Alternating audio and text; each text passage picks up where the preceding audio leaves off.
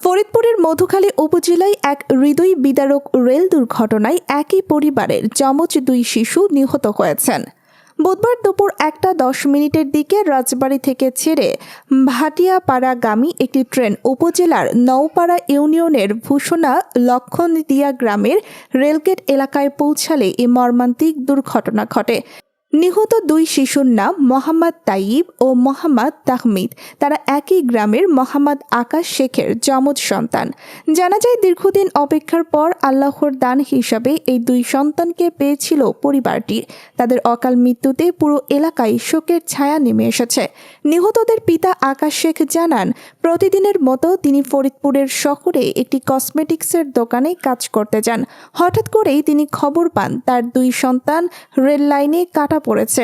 সঙ্গে সঙ্গে তিনি স্ত্রীর সঙ্গে যোগাযোগ করলে জানতে পারেন, ট্রেন আসার প্রায় 20 মিনিট আগে থেকেই সন্তানদের খোঁজাখুঁজি করা হচ্ছিল, কিন্তু কোথাও পাওয়া যাচ্ছিল না। পরে খবর আসে তারা ট্রেনের নিচে চাপা পড়েছে। এ কথা শুনে তিনি বাকরুদ্ধ হয়ে পড়েন। এ বিষয়ে মধুখালী থানার অফিসার ইনচার্জ ওসি ফকির মোহাম্মদ তাইজুর রহমান জানান, খবর পেয়ে পুলিশ দ্রুত ঘটনাস্থলে পৌঁছেছে। যেহেতু এটি রেল দুর্ঘটনা, তাই রেলওয়ে পুলিশের উপস্থিতির পর পরবর্তী আইনগত কার্যক্রম সম্পূর্ণ করা হবে। এই মর্মান্তিক ঘটনায় পরিবারটির পাশাপাশি পুরো এলাকা জুড়ে শোকের ছায়া নেমে এসেছে।